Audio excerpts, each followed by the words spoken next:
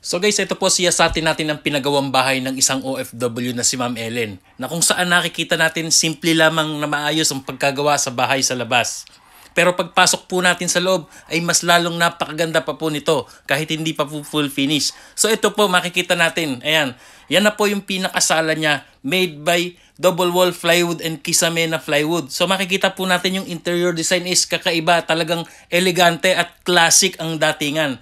Hindi pa siya pinturado pero nakikita mo na at nabivision na natin ang full finish na kagagandahan or kariresultahan nito. So ito po ang ating topic at pag-uusapan natin ngayon mula sa materyales hanggang sa natapos ito at kung magkano ang kabuuang nagastos, labor and materials. And also guys, if ever na interesado kayo kay foreman na gumawa mismo ng bahay na ito, ay nasa dulo po ng video ang FB niya at number at pwede nyo po siyang tawagan or mag-comment po kayo dito. So ito po talakayin at pag-usapan na agad natin yan. So guys, ayon po sa details ni foreman, na ang sukat po ng bahay na ito ay 6.8 meters by 8 meters.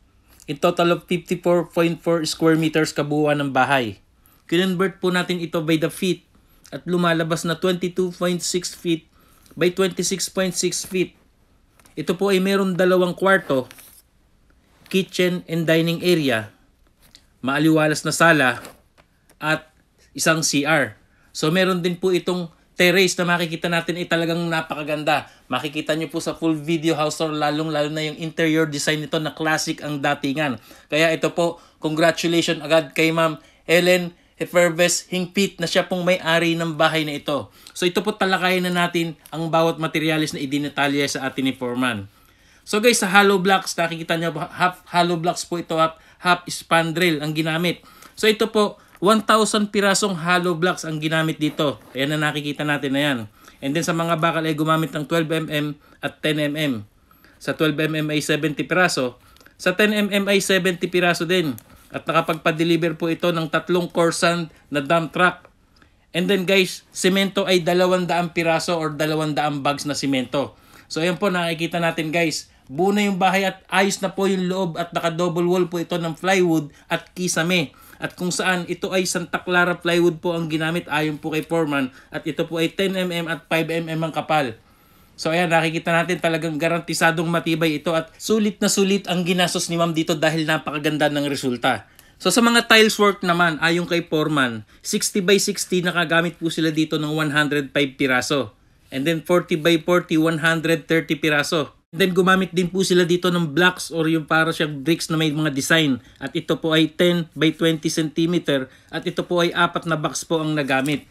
So guys, ay nakikita natin buo ng bahay at ito na nga yung full video house tour. Makikita nyo na simple lamang at maayos ang pagkatrabaho sa labas. Pero pagpasok mo sa loob ay elegante at classic ang datingan nito. So ito po siyasatin natin at panoorin natin at habang tinatalakay natin ang bawat detalye ng ibang materials na ginamit dito. So about naman po sa mga bakal na ginamit sa trusses at yung mga tubular na ginamit na pamakuan sa dingding.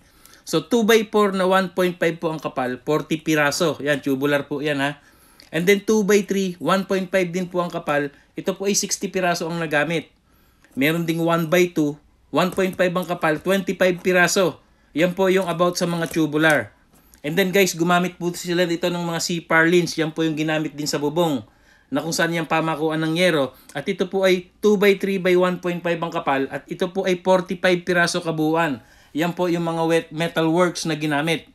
And then about naman sa roof na kung saan ito po ay color roof, long span, rib type. At ang ginamit din po dito guys na gutter lahat-lahat kasama na spandrel ay umubos po ito ng 175,000 pesos.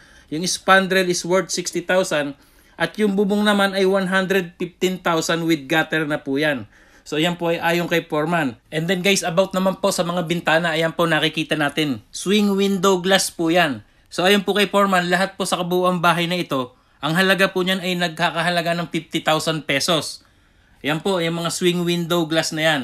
And then guys, meron ding ginamit na panel door, 5 piraso po ito. At yung hardwood tugas. Yan po, ayon kay foreman, lahat worth of 50,000 pesos kabuuan ng bahay na ito. So ito na po yung full video house tour, silipin natin. Ito po, nandito tayo sa terrace ngayon. Ayan po yung kisame. Kung napapansin po natin guys, hindi pa po siya pinturado. Pero napakaganda na po ng itsura niya at talagang classic at elegante ang datingan. Kaya ito po siya sa atin at panoorin nating mabuti. At the same time ay kuhanan na rin po natin ng idea na pwede nating mapulot or makuha na i-adapt natin sa ating pagpapagawa ng bahay. So guys, bali ito po yung sala. Ayan, pagpasok natin, panel door po ang ginamit. And then ayan, makikita natin talagang full plywood po mula double wall hanggang kisame.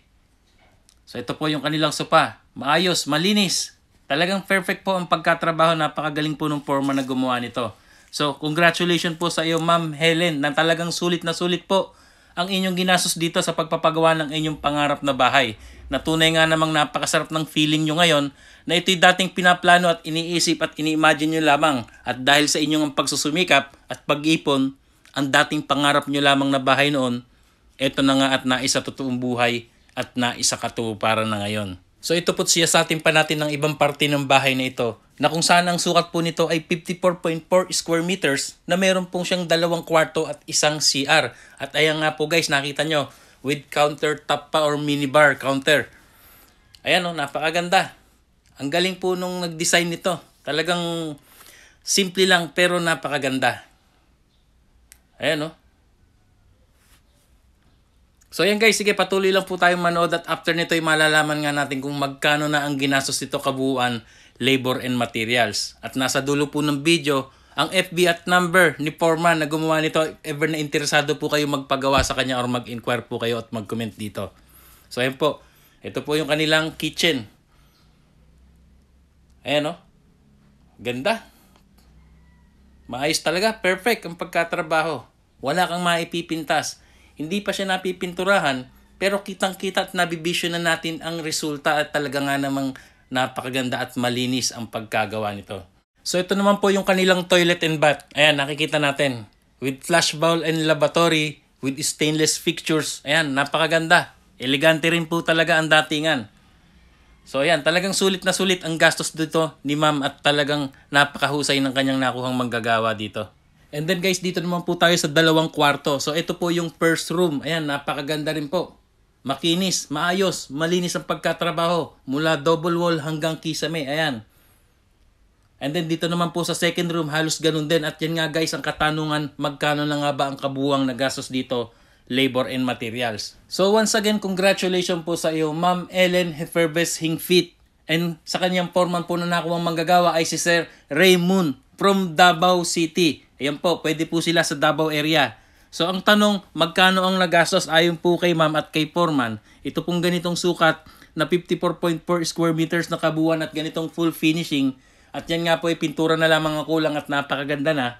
Lahat-lahat po ng ito, labor and materials, ang nagastos na raw po ni ma'am dito ay nagkakahalaga ng 720,000 pesos.